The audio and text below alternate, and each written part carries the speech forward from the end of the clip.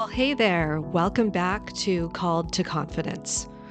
Over the last couple of episodes, we've talked about why success can sometimes feel unsafe and how many of the pressures we carry didn't actually begin with us. We've explored perfectionism, performance, and the expectations that can quietly shape our lives. But awareness is only the beginning. The question is, now what? What do we do once we realize we've been living under impossible standards? What do we do once we recognize that we've tied our worth to our achievement? What do we do once we see the pressure we've been carrying? I think the answer, friends, begins with grace.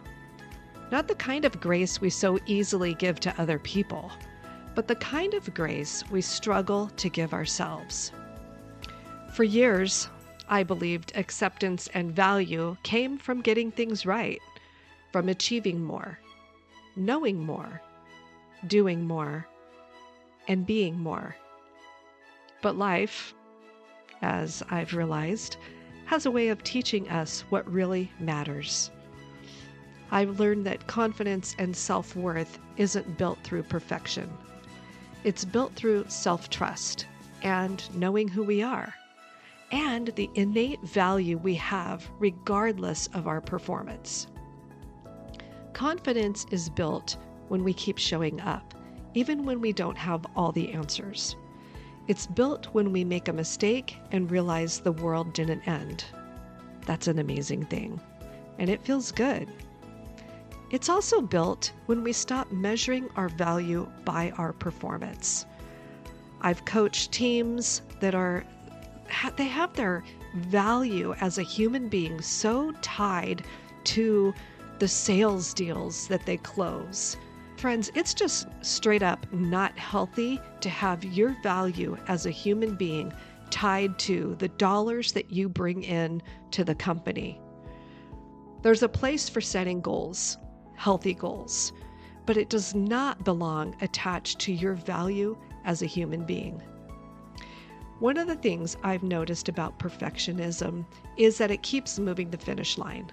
I experienced this myself with many of the things I set out to do.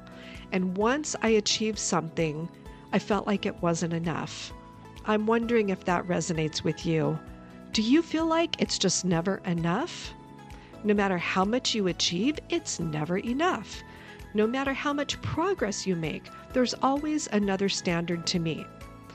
Another expectation, another reason to believe you should be doing better. And that's exhausting. Because perfectionism promises confidence, but it delivers pressure, grace does the opposite. Grace reminds us that we are allowed to be human, allowed to learn, allowed to grow, allowed to be a work in progress. I think some of the most confident people I've met and had the honor of working with are not the people who have it all together. In fact, I've learned the most from the ones that are the people who have made peace with the fact that they don't have it all together, nor do they put that pressure on others to have it all together. They've stopped trying to prove themselves. They've stopped demanding perfection. They've learned to trust themselves in the process and to trust the process itself. There's a phrase I often come back to, and if you've listened to very much of my podcasts or read my book, you will recognize this. Believing a lie is just as powerful as believing the truth. Friends, what are you believing? One of the lies many of us have believed is, if I can't do it perfectly, I shouldn't do it at all. But what if the truth is this? You don't have to be perfect to begin. You don't have to be perfect to lead. You don't have to be perfect to grow. You don't have to be perfect to be worthy. Friend, this hits me hard. Are you ready? Your value is not on trial. You do not have to earn your place. You do not have to prove your worth. And maybe the confidence you've been looking for isn't found in achieving and doing more. Maybe it's found in finally giving yourself permission to be human. So today, I'd like to leave you with a few questions to reflect on. First, take a breath and slow down. And then answer these questions honestly. What would you pursue if perfection were no longer required? Where are you demanding more from yourself than you would ever demand from someone you love? What mistake are you still holding against yourself? Ooh, that one really hits hard. What would grace look like in this season of your life? What would change if you trusted the process instead of demanding certainty? Where do you need to stop proving and start believing? What dream have you delayed because you didn't feel ready enough?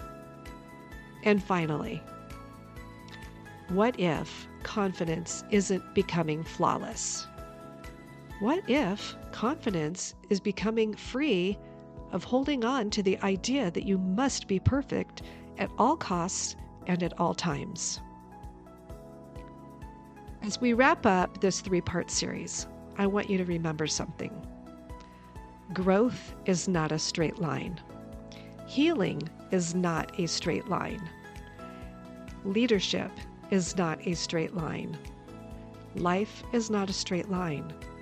You are allowed to learn while you lead. You are allowed to grow while you go. Ooh, that sounds like Dr. Seuss. You are allowed to be both a masterpiece and a work of progress at the same time. And perhaps that's what confidence really is. Not perfection, not performance, not proving. Just the courage to keep moving forward as the person you are today. Whew, that's an awful lot. That was pretty intense, right? That's a lot of questions to think about. It's a lot of self-reflection and self-evaluation. But you know what? That's really the key to figuring out where we are and where we want to go. So take the time to visit the show notes where I have a workbook linked up for you. It's a free download. Just grab that. It covers the questions in this 3-part series, and I'd love to hear from you.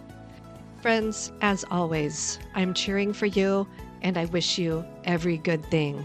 Keep going. You've got this, and the world needs what you have to offer.